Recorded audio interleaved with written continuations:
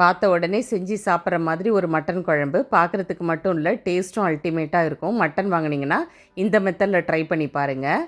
குக்கரில் கொஞ்சமாக எண்ணெய் சேர்த்துக்கோங்க. பட்டை, கிராம்பு, கல்பாசி சேர்த்துக்கலாம். அது கூட ஒரு டேபிள் ஸ்பூன் பெருஞ்சீரகம் சேர்த்து தாளிச்சுக்கோங்க. ஒரு டீஸ்பூன் ஜீரகம், மிளகு சேர்த்து அது கூட ஒரு டீஸ்பூன் கசகசாவும் சேர்த்துக்கோங்க. இதெல்லாம் நல்லா பொரிஞ்சு வந்த பிறகு கொஞ்சம் கருவேப்பிலையும் மல்லித்தழையும் சேர்த்துக்கோங்க. இதையும் நல்லா வதக்கி எடுத்துக்கோங்க. இந்த இன்க்ரீடியன்ஸ் எல்லாம் நல்லா வதங்கின பிறகு 2 வரமிளகாவும் ஒரு பச்சை மிளகாவும் சேர்த்துக்கோங்க. இதையும் நல்லா வதக்கி விட்டுக்கலாம். வீடியோவை பார்க்குறவங்க நம்ம சேனலை சப்ஸ்கிரைப் பண்ணிக்கோங்க. உங்கள் ஃபேமிலி அண்ட் ஃப்ரெண்ட்ஸுக்கு கூட இந்த வீடியோவை ஷேர் பண்ணுங்கள். இப்போ 3 வெங்காயத்தை கட் பண்ணி வச்சுருக்கேன். அதை சேர்த்து நல்லா வதக்கிக்கலாம். இஞ்சி பூண்டு சேர்த்து நான் வதக்க போகிறதுனால இப்போ இஞ்சி பூண்டு சேர்க்கலை. நீங்கள் இப்போது சேர்க்குற மாதிரி இருந்தால் ஒரு துண்டு இஞ்சியும் 10 பல் பூண்டும் சேர்த்து இது கூடவே வதக்கிக்கோங்க. அடுத்ததாக 3 தக்காளி கட் பண்ணி வச்சு அதையும் நல்லா வதக்கி எடுத்துக்கிறேன். எல்லாம் நல்லா வதங்கின பிறகு ஆற விட்டு மிக்சர் ஜாரில் சேர்த்து அரைச்சி எடுத்துக்கலாம். நம்ம சேனலில் நிறைய மட்டன், சிக்கன் ரெசிபி அப்லோட் பண்ணியிருக்கோம். அதோட லிங்க் டிஸ்கிரிப்ஷனில் கொடுக்குறேன். தேவைப்படுறவங்க செக் பண்ணி பாருங்கள். இப்போ அதே குக்கர்லேயே 2 டேபிள் ஸ்பூன் எண்ணெய் சேர்த்து 2 வெங்காயத்தை கட் பண்ணி வதக்கிக்கோங்க.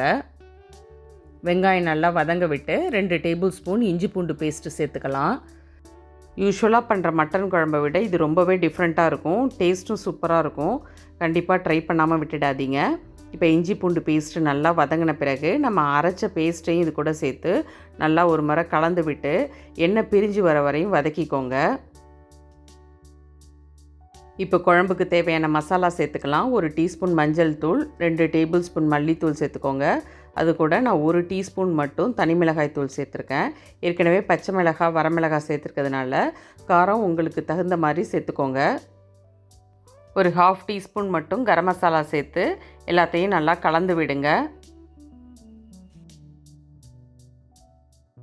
மசாலாலாம் நல்லா வதங்கின பிறகு க்ளீன் பண்ணி வச்சுருக்கிற மட்டனை சேர்த்துக்கலாம்.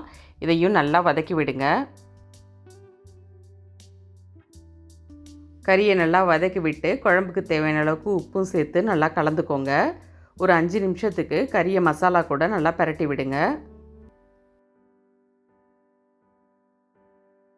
மட்டன் வேகிறதுக்கு தண்ணி சேர்க்கணும். மிக்சர் ஜார்லேயே தண்ணி சேர்த்து கலந்து இது கூட ஆட் பண்ணிக்கிறேன். நல்லா ஒரு முறை கலந்து விட்டு தேவைப்பட்டால் இன்னும் கொஞ்சம் தண்ணி கூட ஆட் பண்ணிக்கலாம். நல்லா திக்கான கிரேவியாக வேணுங்கிறதுனால நான் அதிகமாக தண்ணி சேர்த்துக்கல. உங்களுக்கு எந்த கன்சிஸ்டன்சிக்கு தேவையோ அதுக்கு தகுந்த மாதிரி தண்ணியோட அளவை அதிகப்படுத்திக்கோங்க. குக்கரை மூடி 4லேருந்து 5 விசில் வச்சு எடுத்துக்கோங்க. இளங்கறியாக இருக்கிறதுனால நான் 4 விசில் மட்டும் வச்சு எடுத்துக்கிட்டேன். ஓப்பன் பண்ணி பார்க்கலாம். பாருங்கள், அட்டகாசமான டேஸ்ட்டில் மட்டன் குழம்பு ரெடி ஆகிடுச்சு.